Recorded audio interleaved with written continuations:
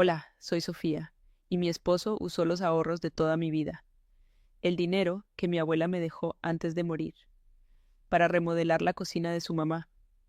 Así, de un momento a otro, un sueño de 2 años, alimentado con cada dólar que logré guardar, se convirtió en encimeras de mármol italiano que yo nunca pedí. Fue como si hubieran arrancado una parte de mi alma para decorar una casa que nunca sentí como mía. ¿Alguna vez te han hecho sentir que tus sueños no valen nada? Antes de contarte cómo reaccionaron cuando los confronté en medio de su cena de celebración. Déjame un comentario diciéndome desde dónde me estás viendo y suscríbete al canal. Créeme, no querrás perderte lo que sucede cuando una mujer a la que le quitaron todo decide recuperar su voz. Todo se derrumbó una noche de martes. Regresé del trabajo sintiendo esa electricidad en el cuerpo que solo tienes cuando algo bueno está a punto de pasar. Había encontrado una oferta increíble de boletos a Tokio, el destino final de mi mapa de sueños. Entré al apartamento con una sonrisa, lista para sorprender a Mateo, pero la escena que me recibió me congeló en el umbral. Él y mi suegra, Elena, estaban en la sala, rodeados de catálogos de cocinas de lujo, hablando de acabados y electrodomésticos de acero inoxidable. Antes de que pudiera pronunciar una palabra, Mateo levantó la vista, sin rastro de emoción en su rostro, y dijo: «Se acabaron esas tonterías de tu viaje. Le transferí tu dinero a mi mamá para la remodelación». Su voz sonó tan casual, como si estuviera hablando del clima, y en ese instante el suelo desapareció bajo mis pies. El impacto fue físico, como un golpe en el estómago que me dejó sin aire. No podía procesar la frialdad de sus palabras. ¿Mi dinero? El dinero por el que había trabajado horas extra, por el que había renunciado a tantas cosas pequeñas, a salidas con amigas, a comprarme ropa nueva. Eran 2 años de mi vida, de mi esfuerzo, resumidos en una transacción bancaria de la que ni siquiera fui parte. Cada dólar de esos 7,000 tenía una historia, un sacrificio. Recordé las noches en que me quedaba hasta tarde terminando proyectos de diseño gráfico como freelancer, con los ojos ardiendo, pero con la imagen de los templos de Kioto en mi mente. Y él lo había entregado todo con un simple clic, sin consultarme, sin importarle lo más mínimo lo que eso significaba para mí. Ese viaje a Japón no era un simple capricho, no era una vacación más, era un tributo, una promesa silenciosa que le había hecho a mi abuela. Ella fue quien me enseñó a amar la cultura japonesa a través de sus historias y las postales que coleccionaba. Cuando falleció, me dejó una pequeña herencia, el capital inicial de mis ahorros.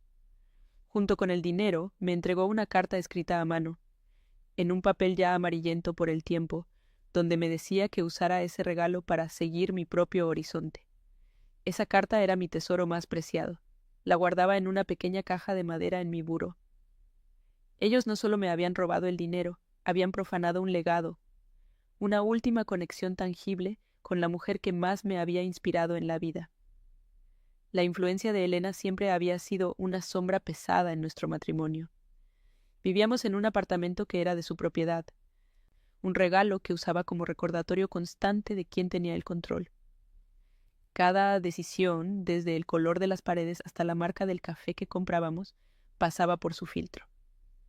Mis opiniones eran descartadas como ideas de niña, y mis sueños, como el de viajar a Japón, eran fantasías poco prácticas. Me acostumbré a sentirme como una invitada en mi propia casa, una pieza decorativa que se podía mover o ignorar según su conveniencia. Mateo, por su parte, se había convertido en un eco de su madre, incapaz de defenderme o de validar mis deseos si estos chocaban con los de ella. El robo de mis ahorros no fue un acto aislado, fue la culminación de años de anulación silenciosa. Cuando logré recuperar la voz, intenté razonar con ellos. Les supliqué que entendieran el valor sentimental de ese dinero, que no era una cuenta de ahorros conjunta, sino un pedazo de mi historia familiar. Mi voz se quebraba mientras trataba de explicarles lo de mi abuela, pero mis palabras chocaban contra un muro de indiferencia. Elena ni siquiera me miró. Siguió pasando las páginas de un catálogo de cocinas y con una frialdad que me heló los huesos sentenció: «Esta es mi casa, Sofía. Aquí se invierte en cosas reales, no en viajecitos tontos. Si no te gustan las reglas, la puerta es muy ancha». Esa frase fue la bofetada final. No solo me habían robado y humillado, ahora me estaban echando. Me estaban diciendo, sin rodeos, que yo no pertenecía allí, que mi presencia estaba condicionada a mi obediencia. Mateo no dijo nada. Se quedó de pie, mirando a su madre con una mezcla de sumisión y cobardía. Esa fue la imagen que se grabó en mi mente mientras caminaba hacia nuestra habitación. El silencio en el apartamento era denso, sofocante. Abrí el closet y saqué una maleta, la misma que había imaginado llenar con ropa ligera para caminar por las calles de Tokio. Mis manos se movían con una extraña calma, como si mi cuerpo supiera lo que tenía que hacer mucho antes que mi mente. Guardé algo de ropa, mi laptop, mis documentos y, con un cuidado casi reverencial, tomé la pequeña caja de madera que contenía la carta de mi abuela. Era lo único que realmente importaba. Lo único que era verdaderamente mío en esa casa, llena de fantasmas ajenos. 1 hora después de la sentencia de Elena, yo estaba de pie en la acera, con la maleta a mi lado y el ruido del tráfico nocturno como única compañía. Miré hacia la ventana iluminada del que había sido mi hogar, y no sentí tristeza, sino una extraña y vacía claridad. Mateo nunca se asomó. La puerta se había cerrado detrás de mí con un clic definitivo, separando mi vida en un antes y un después. No hubo despedidas, no hubo un intento de disculpa, solo el peso de una traición absoluta. Me di cuenta de que no solo había perdido mis ahorros y mi hogar, había perdido la ilusión de que el hombre con el que me casé alguna vez me había amado de verdad, porque el amor no anula, no roba sueños, no te deja en la calle en medio de la noche. Caminé sin rumbo hasta que encontré una cafetería abierta 24 horas.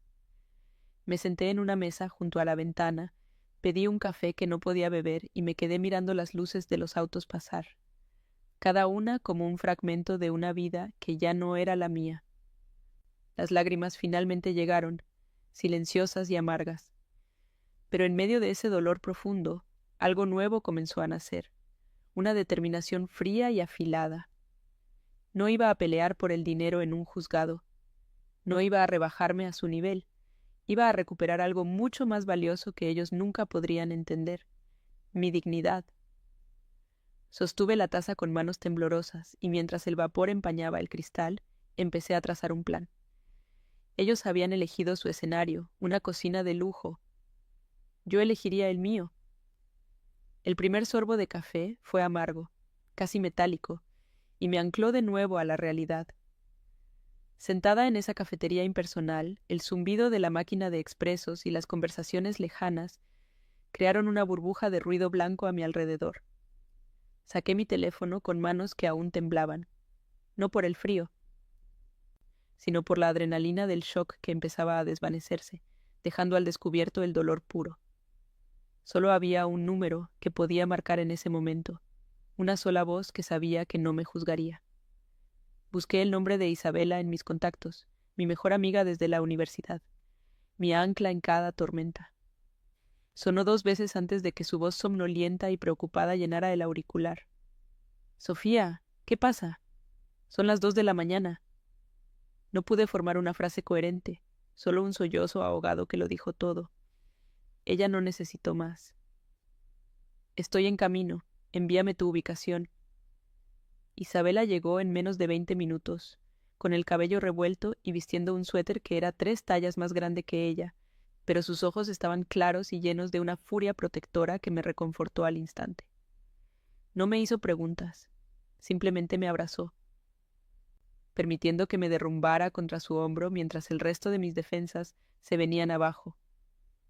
Lloré por el dinero, por el viaje, por la abuela, pero sobre todo lloré por la ingenua que había sido, por creer que el amor era suficiente para construir un hogar. Cuando finalmente me calmé, ella tomó mi maleta, pagó mi café intacto y me guió hasta su auto. Durante el trayecto a su apartamento, el silencio fue un bálsamo. Miré por la ventana las calles vacías de la ciudad y sentí como si estuviera viendo un mundo al que ya no pertenecía, una extraña en mi propia vida. El apartamento de Isabela era pequeño y acogedor, lleno de libros, plantas y el olor a lavanda. Era todo lo contrario al lugar estéril y controlado por Elena que yo había llamado hogar. Me preparó un té de manzanilla y me sentó en su sofá, cubriéndome con una manta suave. Fue entonces cuando le conté todo, cada detalle humillante, desde los catálogos de cocinas hasta la frase helada de Elena sobre la puerta ancha. Isabela escuchó sin interrumpir, su expresión endureciéndose con cada palabra. Cuando terminé, no dijo, «Te lo dije», aunque tenía todo el derecho. En cambio, me miró fijamente y dijo con una calma letal, «Esto no es solo un robo, Sofía. Es una declaración de guerra, y ellos no tienen idea de con quién se metieron».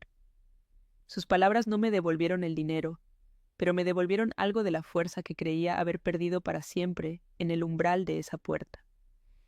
Esa primera noche en el sofá de Isabela fue un tormento de pensamientos en bucle. Cada vez que cerraba los ojos, veía la cara de Mateo, su indiferencia, su sumisión a su madre. Recordaba cada vez que minimizó mis logros como diseñadora, cada vez que llamó a mi sueño de Japón un capricho caro. La injusticia no era solo el dinero, era el patrón constante de anulación. Me levanté en medio de la noche y abrí mi maleta. Saqué la pequeña caja de madera. Dentro, la carta de mi abuela descansaba sobre un lecho de terciopelo descolorido. La leí una vez más bajo la tenue luz de la luna que entraba por la ventana. «Sigue tu propio horizonte», decían sus últimas palabras. En ese momento sentí su presencia, no como un fantasma, sino como un recordatorio de que mi valor no dependía de la aprobación de nadie. Ese legado era mío, y nadie podía quitármelo. A la mañana siguiente, mi teléfono vibró sobre la mesita de café. Era un mensaje de Mateo. Mi corazón dio un vuelco, una estúpida y diminuta chispa de esperanza que se extinguió tan pronto como leí sus palabras. No era una disculpa. No era una pregunta sobre cómo estaba. Era una orden disfrazada de preocupación. «Tu madre llamó. Está preocupada. Ya fue suficiente drama, Sofía. Vuelve a casa. Tenemos que hablar». La frase «vuelve a casa» me golpeó con la fuerza de un insulto. ¿A qué casa? ¿Al apartamento de su madre donde yo era una inquilina sin voz ni voto? La manipulación era tan burda, tan descarada. Quería que volviera para poder cerrar el capítulo, para que todo volviera a la normalidad de su conveniencia. Me di cuenta de que él ni siquiera comprendía la magnitud de lo que había hecho. Para él solo era dinero. Para mí era todo. Le mostré el mensaje a Isabela mientras ella me pasaba una taza de café recién hecho. Ella lo leyó, resopló con desdén y me quitó el teléfono de las manos. «No respondas», dijo con firmeza. Cualquier respuesta es darle poder. Él no está preocupado por ti, está preocupado por las apariencias. Elena probablemente le está haciendo la vida imposible porque su perfecta imagen familiar se ha roto. Tenía razón, durante años la prioridad de Elena había sido mantener una fachada de familia perfecta y exitosa. Mi partida, mi rebelión silenciosa, era una grieta en esa fachada. No me querían de vuelta por amor, me querían de vuelta para restaurar el orden, para silenciar la disidencia. Decidí seguir el consejo de Isabela. Apagué el teléfono y lo guardé en un cajón. Por primera vez en mucho tiempo, el silencio digital se sintió como una liberación. Los días siguientes fueron un borrón de trámites y decisiones difíciles. Tuve que llamar a mi trabajo y explicar que necesitaba unos días libres por asuntos personales urgentes. Tuve que empezar a buscar un lugar donde vivir, revisando anuncios de apartamentos diminutos que apenas podía pagar con mi sueldo. La realidad financiera me golpeó con dureza. Los $7,000 no eran solo para un viaje. Eran mi red de seguridad, mi fondo de emergencia, mi capital para un futuro independiente. Ahora no tenía nada. Cada búsqueda de apartamento era un recordatorio de mi vulnerabilidad. Me sentí despojada, no solo emocionalmente, sino también materialmente. La injusticia se había vuelto tangible, se traducía en metros cuadrados que no podía permitirme y en una ansiedad constante que se instalaba en mi pecho. Mientras buscaba en mi laptop, me topé con mi portafolio de diseño gráfico. Vi los proyectos en los que había trabajado hasta altas horas de la noche, el esfuerzo y la creatividad que había invertido. Recordé una conversación de hacía unos meses. Le había mostrado a Elena con orgullo un proyecto para una marca importante que me había ganado elogios de mi jefe. Ella lo miró por encima del hombro y comentó con una sonrisa condescendiente. «Qué lindo tu hobby, querida. Es bueno que te mantengas ocupada con tus dibujitos». En ese momento me reí para no llorar, pero la herida se quedó. Ahora entendía que su desdén por mi trabajo y por mi sueño de viajar eran dos caras de la misma moneda. Un esfuerzo sistemático por hacerme sentir pequeña, insignificante, para que fuera más fácil de controlar. El cuarto día, el teléfono de casa de Isabela sonó. Era Elena. Su voz, a través del altavoz, era un goteo de veneno dulce. «Sofía, cariño, creo que ha habido un gran malentendido. Mateo está destrozado. ¿Por qué no vienes a casa y lo hablamos como una familia?» La palabra familia en sus labios sonó como una obscenidad. Me armé de valor, tomé el auricular y respondí con una voz que no reconocí como mía, una voz fría y calmada. «No hay nada que hablar, Elena. Y esa nunca fue mi casa». Antes de que pudiera replicar con su arsenal de culpa y manipulación, colgué. Sentí un temblor recorrer mi cuerpo, pero no era de miedo. Era poder. El poder de trazar una línea, de decir no más. Por primera vez, yo había terminado la conversación. Esa noche, Isabela llegó a casa con una noticia que cambió el rumbo de mi plan. Una amiga en común le había contado que Elena estaba organizando una cena de celebración para el próximo sábado.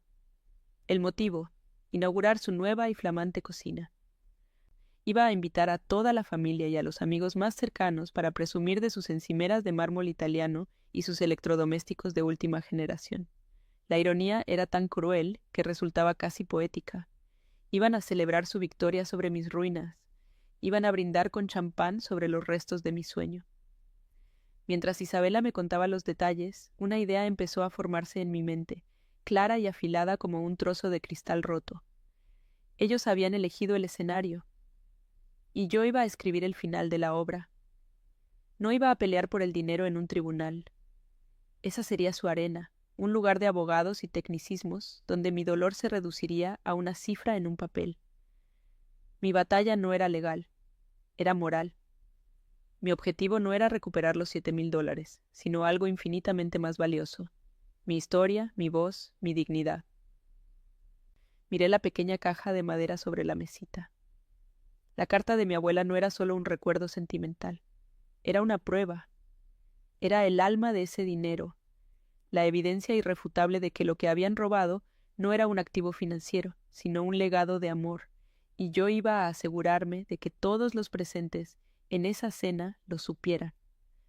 Iba a confrontarlos no con gritos ni acusaciones, sino con la verdad silenciosa y devastadora que contenía ese trozo de papel amarillento. La idea de la cena de celebración se instaló en mi mente como una obsesión. No era un plan de venganza impulsivo, sino una estrategia que se sentía extrañamente correcta, casi inevitable. Isabela y yo pasamos la noche siguiente desglosando cada detalle, como si preparáramos un asalto. Ella, con su mente pragmática, se enfocaba en la logística, la hora de llegada, la posible reacción de los invitados, una ruta de escape si las cosas se ponían feas. Yo, en cambio, me concentraba en el peso emocional del momento. No quería llegar gritando ni llorando. Mi poder no residiría en el escándalo, sino en la calma. Decidimos que llegaría justo cuando estuvieran sirviendo el plato principal, el momento en que todos estarían sentados, atentos y sin escapatoria. Sería una interrupción quirúrgica, precisa y devastadora. Los siguientes días se convirtieron en un ritual de preparación silenciosa. Fui al banco y pedí un extracto detallado de mi cuenta de ahorros. El empleado me miró con curiosidad mientras yo señalaba la transferencia de $7,000 a la cuenta de Mateo. El papel se sentía frío y oficial en mis manos, una prueba irrefutable que contrastaba con la calidez de la carta de mi abuela. Cada noche la leía una y otra vez, no para memorizar las palabras, sino para absorber su espíritu. Quería que su voz, su amor y su sabiduría fluyeran a través de mí cuando llegara el momento. Esa carta y ese extracto bancario se convirtieron en mi escudo y mi espada, las únicas armas que necesitaría para enfrentar a la familia que había intentado borrarme. Una tarde, mientras revisaba ofertas de trabajo en mi laptop, el teléfono de Isabela sonó. Era un número desconocido. Ella contestó con cautela y lo puso en altavoz. La voz de Mateo llenó el pequeño apartamento y mi corazón se detuvo. Sonaba extrañamente frágil, despojado de su habitual arrogancia. Isabela, por favor, necesito hablar con Sofía. Dile que lo siento. Fui un idiota. Mi mamá me está volviendo loco. Esto se salió de control. Suplicaba, casi gemía, diciendo que había cometido un error terrible y que quería arreglar las cosas, que me extrañaba. Por un instante, una parte estúpida y traicionera de mí quiso creerle. La familiaridad de su voz, la vulnerabilidad fingida, casi me hizo olvidar la frialdad de sus ojos cuando me echaron a la calle. Esa llamada me desestabilizó por completo. ¿Y si de verdad estaba arrepentido? ¿Y si su madre lo había presionado hasta un punto de quiebre? La duda se deslizó en mi plan como un veneno. Quizás la confrontación pública era demasiado cruel. Quizás una conversación privada, lejos de la influencia de Elena, podría resolver algo. Le confesé mis dudas a Isabela, quien me escuchó pacientemente antes de mirarme con una seriedad que me heló. Sofía, esto es un manual de manipulación de manual. No quiere arreglar las cosas, quiere evitar la vergüenza. Sabe que algo viene y está tratando de desactivarte antes de que explotes. No caigas en su trampa. Aunque sus palabras tenían sentido, mi corazón, o lo que quedaba de él, se sentía confundido y pesado. La posibilidad de que hubiera una pizca de verdad en su arrepentimiento me atormentaba. Al día siguiente necesitaba aire. Salí a caminar sin rumbo fijo, dejando que mis pies me llevaran por calles que no reconocía. Sin embargo, de alguna manera, terminé en un barrio que conocía demasiado bien. A unas cuadras del apartamento que había sido mi hogar, vi el auto de Elena estacionado frente a una de esas tiendas de decoración carísimas, de las que ella tanto presumía. Me detuve al otro lado de la calle, escondida detrás de un árbol, con el corazón martillándome en el pecho. Y entonces los vi. Mateo y Elena salieron de la tienda, riendo. Él sostenía la puerta para ella, y ella ya llevaba una bolsa de la que asomaba una orquídea blanca, perfecta y artificial. Se veían felices, cómplices, como si estuvieran celebrando una victoria compartida. No había rastro del hombre destrozado de la llamada. Esa imagen fue la bofetada que necesitaba para despertar. Toda la duda, toda la estúpida compasión que había sentido, se evaporó bajo el sol de la tarde, dejando solo una certeza fría y dura. La llamada había sido una farsa, una actuación calculada para manipularme y hacerme sentir culpable. Él no estaba sufriendo, estaba disfrutando de los frutos de su traición.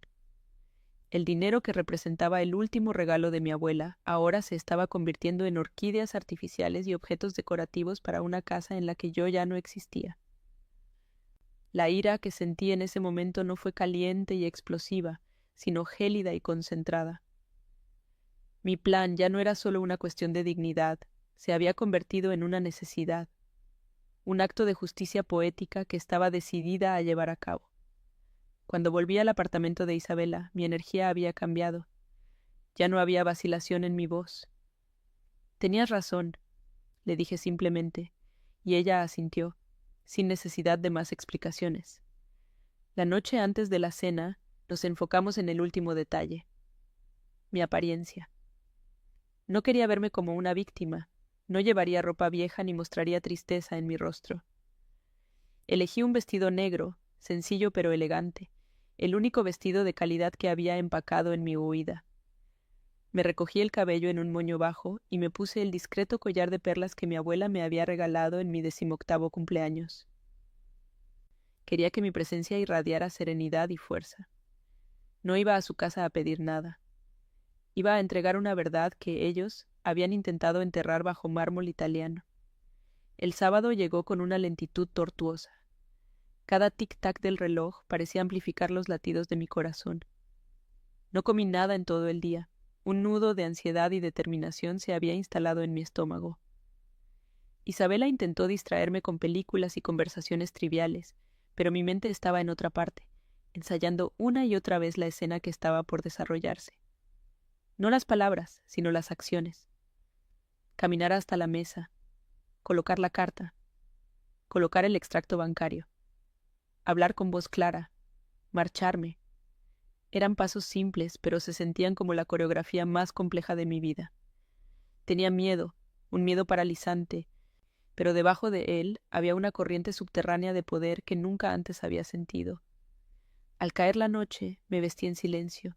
Me miré al espejo y apenas reconocí a la mujer que me devolvía la mirada.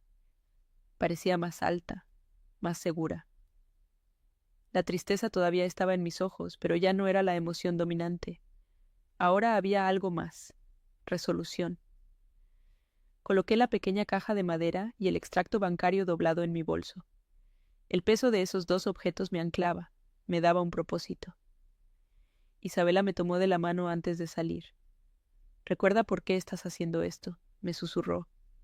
«No es por ellos, es por ti. Y por ella».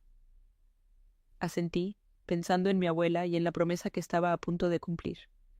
Seguir mi propio horizonte, incluso si el primer paso era caminar directamente hacia el corazón de la tormenta. Isabela me llevó en su auto, deteniéndose a una cuadra de la casa de Elena, tal como lo habíamos planeado.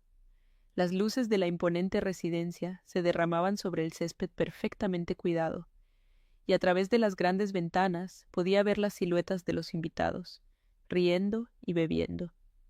El sonido de la música y las conversaciones animadas llegaba hasta mí como un murmullo de un mundo al que ya no pertenecía.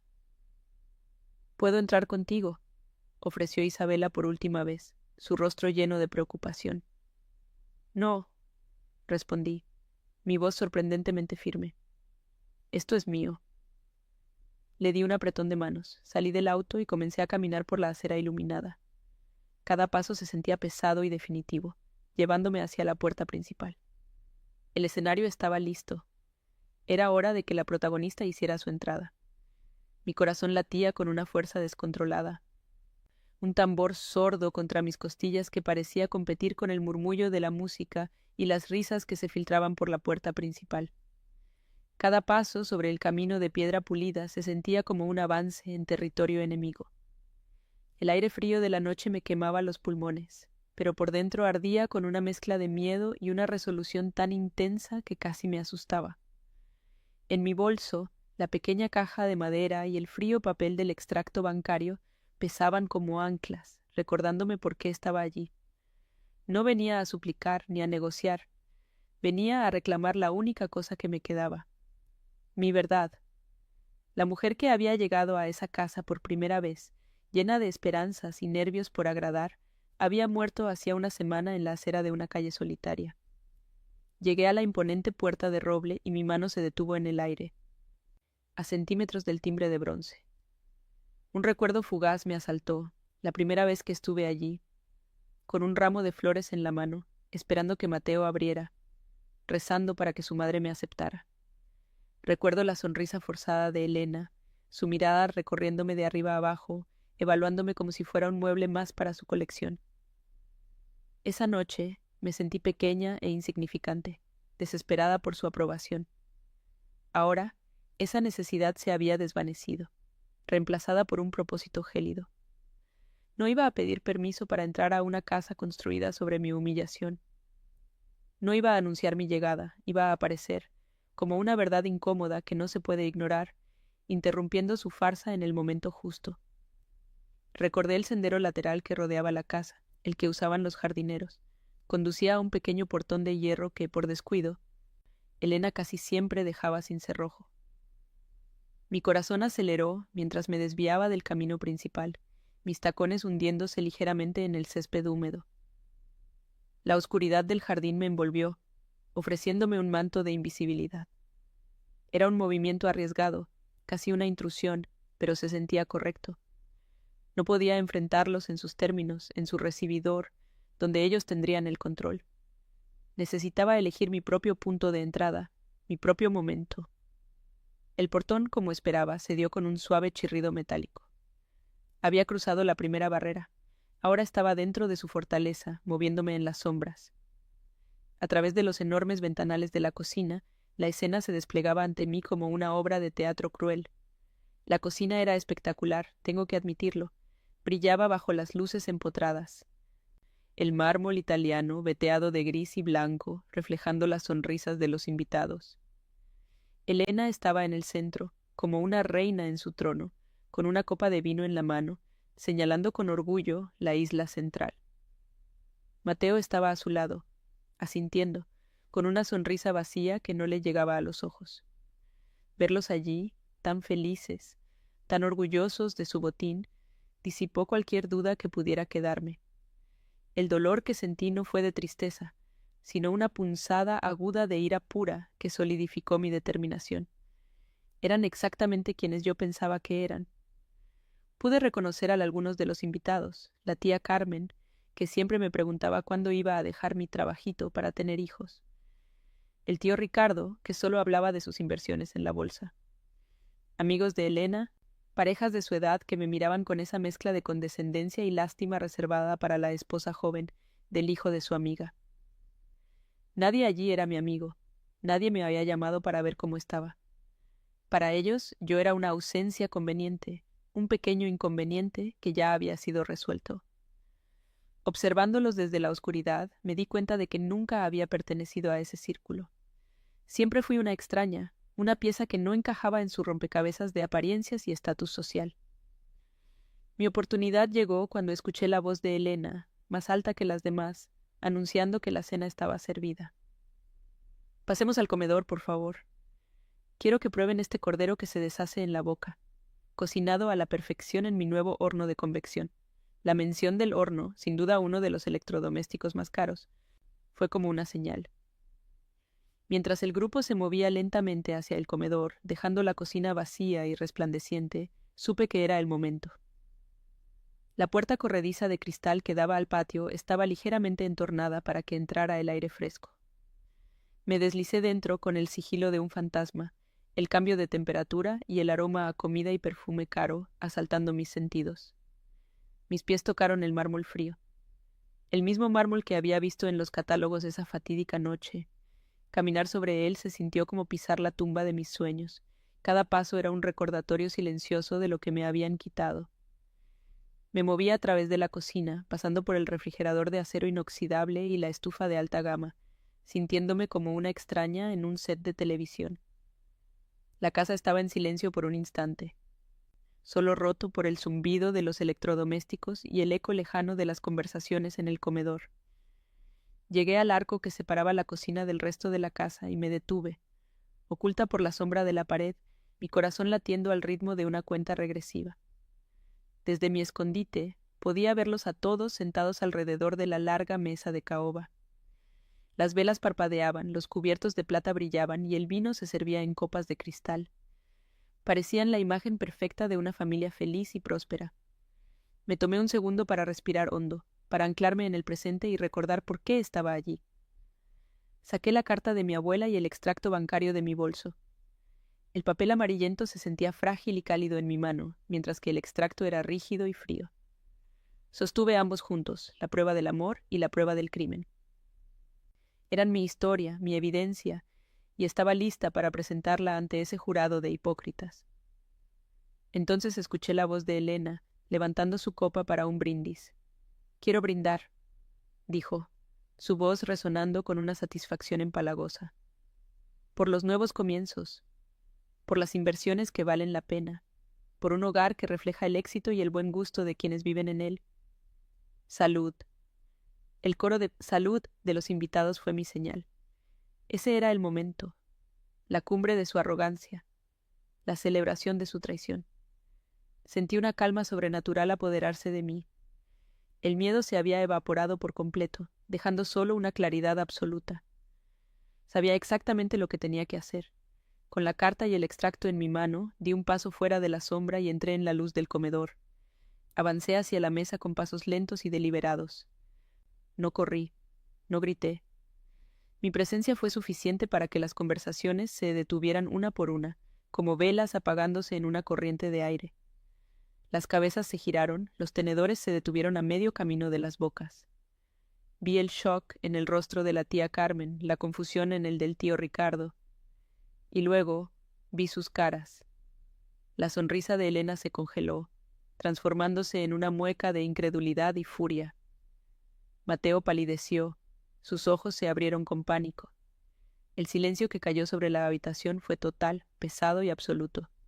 Había llegado, y la función estaba a punto de comenzar. El silencio en el comedor era tan denso que se podía sentir físicamente, como una presión en los oídos. Todos los rostros se giraron hacia mí, congelados en un estado de shock colectivo. Los tenedores y cuchillos permanecían suspendidos en el aire, y las sonrisas se habían borrado como si nunca hubieran existido. Pude ver el color desaparecer del rostro de Mateo, dejando una palidez cerosa que delataba su pánico absoluto. Pero fue la cara de Elena la que capturó toda mi atención. Su máscara de anfitriona perfecta se resquebrajó, y por un instante vi la furia pura y sin adulterar en sus ojos, antes de que la ocultara bajo una capa de indignación helada. El aire vibraba con las palabras no dichas, y en ese momento yo era el centro de su universo perfectamente curado, una anomalía que no podían procesar. Elena fue la primera en recuperar la compostura, o al menos una imitación de ella. Dejó su copa sobre la mesa con un golpe seco y deliberado que resonó en el silencio. Su voz, cuando habló, era un goteo de veneno envuelto en seda. Sofía, no sé qué juego estás jugando, pero has elegido un momento terriblemente inoportuno. Este es un evento privado. Si tienes algo que discutir, lo haremos después, como personas civilizadas. Intentaba minimizarme, reducir mi presencia a un berrinche infantil, a un drama que manchaba su velada perfecta. Quería que sus invitados me vieran como una intrusa desequilibrada, una excentricidad que debía ser manejada con condescendencia. Era su táctica de siempre, despojarme de mi legitimidad para no tener que enfrentar mis palabras. Pero yo ya no era la mujer que se encogía ante su desaprobación. Ignoré su comentario por completo, como si no fuera más que el zumbido de un insecto. Mis ojos no se encontraron con los suyos, en cambio, me concentré en el camino que tenía por delante. Comencé a caminar hacia la cabecera de la mesa, mis pasos lentos y medidos sobre el brillante piso de madera. Cada paso era un acto de desafío. Sentí las miradas de todos los invitados siguiéndome, una mezcla de curiosidad, incomodidad y lástima. No eran para mí, eran para la escena que se estaba desarrollando, para el colapso de la fachada que Elena había construido con tanto esmero. Yo era simplemente el catalizador, la verdad que había decidido entrar sin ser anunciada. Cuando llegué a la cabecera, justo entre Mateo y Elena, me detuve. El olor de la comida cara y el perfume de ella llenaba el aire, un aroma que ahora asociaría para siempre con la traición.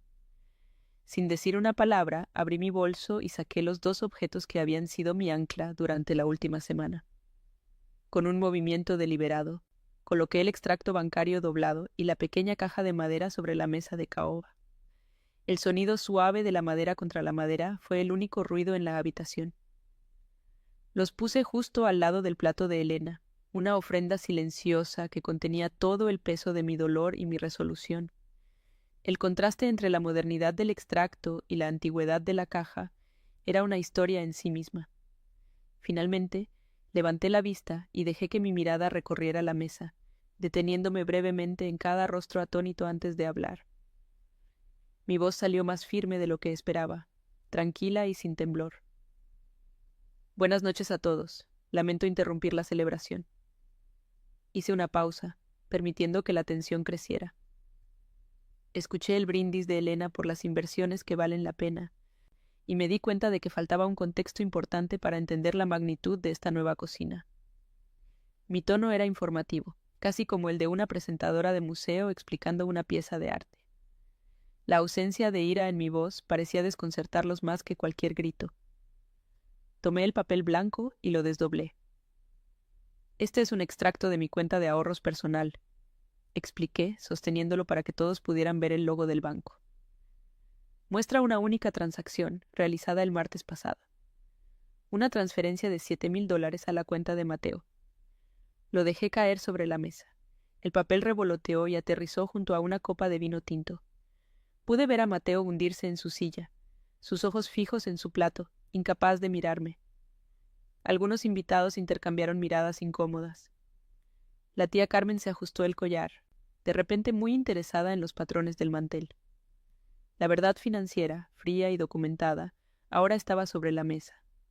Luego, con un cuidado casi ceremonial, abrí la pequeña caja de madera. El interior de terciopelo descolorido reveló la carta, doblada y frágil. La tomé con la punta de los dedos. Pero el dinero nunca fue solo dinero, continué, mi voz ahora teñida con la emoción que había estado conteniendo. Este dinero fue el último regalo que recibí de mi abuela. Fue su herencia para mí. Desdoblé el papel amarillento, y el silencio se hizo aún más profundo, si eso era posible. Ahora no solo era un asunto de dinero, era una profanación. La historia había cambiado de un simple robo a un sacrilegio familiar, y todos en esa habitación lo sintieron. Miré directamente a Elena, finalmente enfrentándola. Sus ojos eran 2 trozos de hielo, pero no me inmuté. Leí en voz alta, mi voz clara y resonante en la quietud. Mi querida Sofía, te dejo esto no para que lo guardes, sino para que lo uses. Úsalo para seguir tu propio horizonte. Doblé la carta lentamente y la volví a colocar en su caja. Luego, mi mirada se clavó en la de ella. Mi horizonte no eran sus encimeras de mármol italiano, Elena. Mi horizonte era una promesa. La conexión estaba hecha. El lujo que los rodeaba ahora estaba manchado, comprado con el último deseo de una mujer muerta. El efecto fue inmediato y devastador. La vergüenza era una onda expansiva que recorrió la mesa. El tío Ricardo carraspeó y miró fijamente su copa de vino. La esposa de uno de los amigos de Elena negó lentamente con la cabeza, una expresión de puro disgusto en su rostro. La fachada de Elena se había hecho añicos, y debajo solo quedaba la fea verdad de su codicia y su crueldad. Había convertido un legado de amor en un trofeo materialista, y ahora todos sus amigos y familiares eran testigos. Su castigo no sería legal, sería social. La mancha en su reputación sería permanente. No esperé una respuesta. No había nada más que decir. Mi propósito estaba cumplido. Mi mirada pasó de Elena a Mateo, que parecía una estatua de ceniza, y luego a la mesa entera cargada de comida que nadie probaría. No solo robaron mis ahorros, dije, mi voz ahora un susurro que cortaba el aire. Robaron un recuerdo y una bendición. Buen provecho en su nueva cocina. Cada palabra fue una sentencia, un cierre definitivo a una vida que ya no era la mía. La justicia que buscaba no era de un juez, sino la que nacía de exponer la verdad en su propio santuario. Me di la vuelta con una calma que no sentía, pero que proyectaba con cada fibra de mi ser. Caminé hacia la salida, mis talones resonando en el suelo de madera como los golpes de un martillo de juez. Nadie dijo una palabra, nadie se movió. Podía sentir sus ojos en mi espalda, pero no me detuve ni miré hacia atrás. Al cerrar la puerta principal detrás de mí, el sonido del cerrojo encajando fue el punto final más satisfactorio que jamás había escuchado. Dejé atrás el silencio, la vergüenza y los restos de mi antigua vida. Afuera, el aire de la noche nunca se había sentido tan limpio, tan lleno de promesas. Había perdido $7,000, pero había recuperado mi alma. El aire frío de la noche me recibió como una liberación. No corrí. Me alejé de esa casa con la misma calma deliberada con la que había entrado. Cada paso sobre el asfalto era un ancla que me devolvía a la realidad, a mi propia vida. Cuando llegué al auto de Isabela, que me esperaba pacientemente en la esquina, no lloré. Simplemente entré, cerré la puerta y exhalé un suspiro que pareció llevarse años de peso de mis hombros. Isabela no me preguntó nada, solo puso su mano sobre la mía y condujo en silencio. En ese momento supe que no había perdido nada de valor en esa casa. Al contrario, acababa de recuperarlo todo. Mi futuro, mi paz, mi nombre.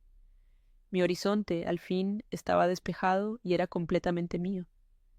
Los días que siguieron fueron de un silencio ensordecedor por parte de ellos.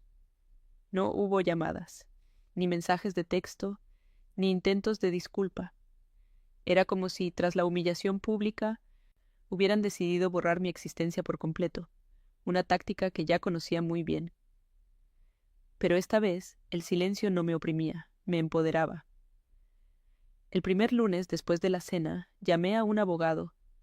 Pronunciar la palabra divorcio en voz alta se sintió como el primer sorbo de agua después de una larga sed. No había nada que negociar, nada que dividir. Yo no quería nada de ellos, excepto mi libertad. El proceso fue sorprendentemente rápido y aséptico. Mateo no lo disputó. Aceptó todo, firmó los papeles a través de su abogado, evitando a toda costa cualquier confrontación cara a cara. Su cobardía, al final, fue mi mejor aliada. La única comunicación que recibí de Mateo fue una nota escueta que venía con los papeles del divorcio que su abogado me envió. No era una disculpa. Eran unas pocas líneas llenas de autocompasión y culpa mal dirigida. Destruiste a mi madre. Espero que estés satisfecha con el espectáculo que montaste. Arruinaste todo. Leer esas palabras ya no me causó dolor, sino una especie de lástima distante. Él seguía siendo un eco de su madre, incapaz de asumir su propia responsabilidad. Arrojé la nota y la tiré a la basura junto con los últimos vestigios de la mujer que alguna vez lo amó.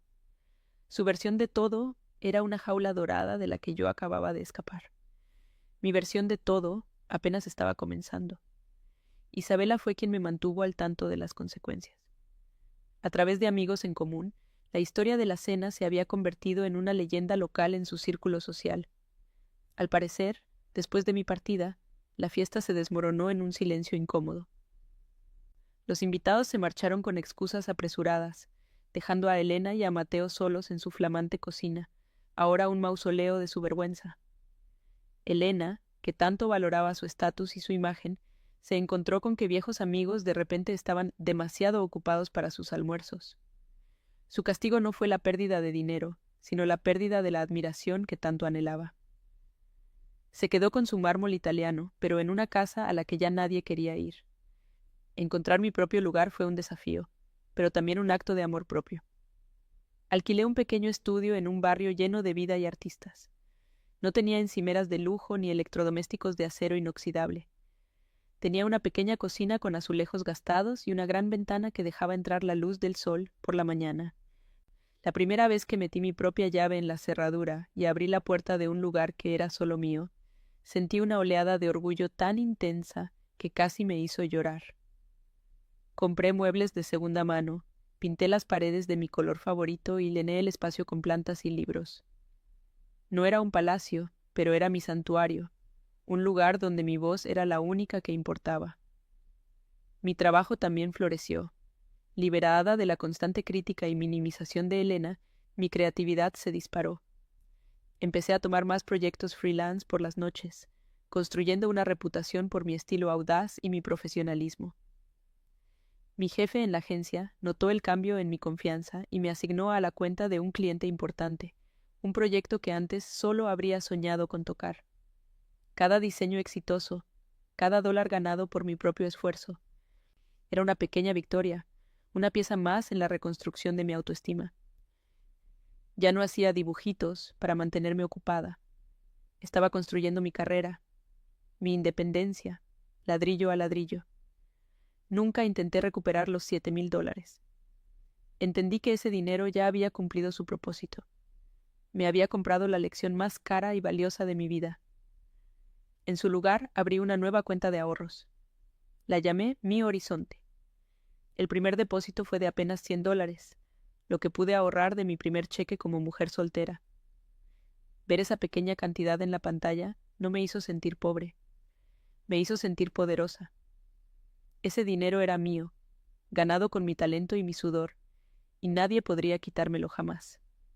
Cada semana añadía un poco más, viendo cómo el número crecía lentamente, no como un sueño lejano, sino como un plan en marcha. Isabela siguió siendo mi roca. Me ayudó a mudarme, a armar muebles con instrucciones confusas y a celebrar mi nueva vida con pizza barata y vino en el suelo de mi estudio vacío. Nuestra amistad, que siempre había sido fuerte, se convirtió en el verdadero cimiento de mi nuevo comienzo. Una noche, mientras mirábamos la ciudad desde mi pequeña ventana, me dijo: «La abuela estaría tan orgullosa de ti». Y por primera vez desde que todo había pasado, lloré. Pero no eran lágrimas de dolor, sino de gratitud. Gratitud por la amiga que me había salvado y por la fuerza que no sabía que tenía dentro de mí. Han pasado 6 meses. Mi estudio ahora está lleno de vida. En mi escritorio, junto a mi computadora donde trabajo en un proyecto de branding que me apasiona, hay un pequeño corcho. En él no hay recordatorios de trabajo ni listas de tareas. Solo hay una cosa, una postal de Kioto, con sus templos dorados brillando bajo el sol.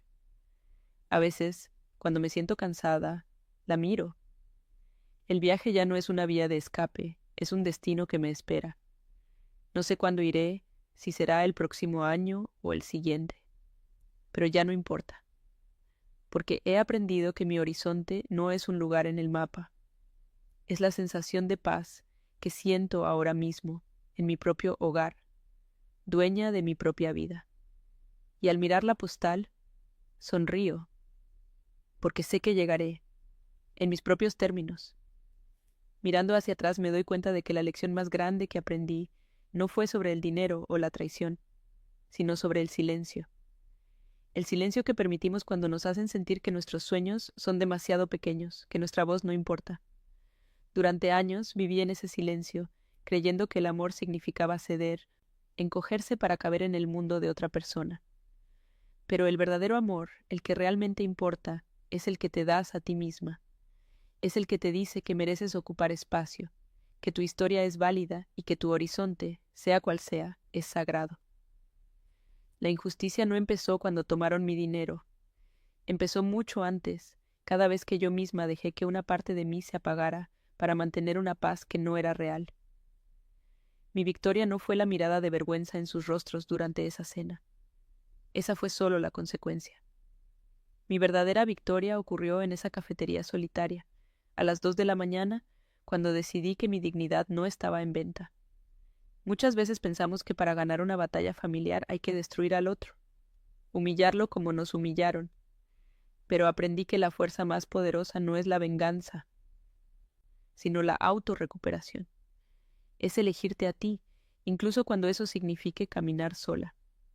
La verdadera justicia no es hacer que paguen por lo que hicieron, sino asegurarte de que nunca más tengan el poder de ponerle un precio a tu paz interior.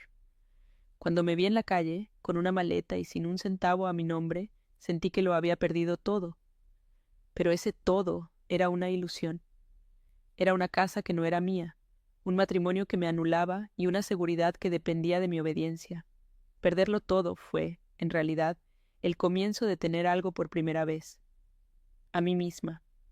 A veces, la vida tiene que despojarnos de todo lo que creemos necesitar para mostrarnos lo que realmente somos. Ese vacío que tanto tememos es, en realidad, un espacio en blanco, una oportunidad para construir desde cero un hogar dentro de ti, uno del que nadie pueda echarte jamás. La familia es un lazo complicado. A veces las heridas más profundas vienen de las personas que deberían protegernos. Lo que me pasó me enseñó que no puedes obligar a nadie a valorarte. No puedes hacer que un Mateo sea valiente ni que una Elena sea empática. Lo único que puedes controlar es la línea que trazas en la arena. Mi confrontación no fue para cambiarlos a ellos, fue para cambiarme a mí.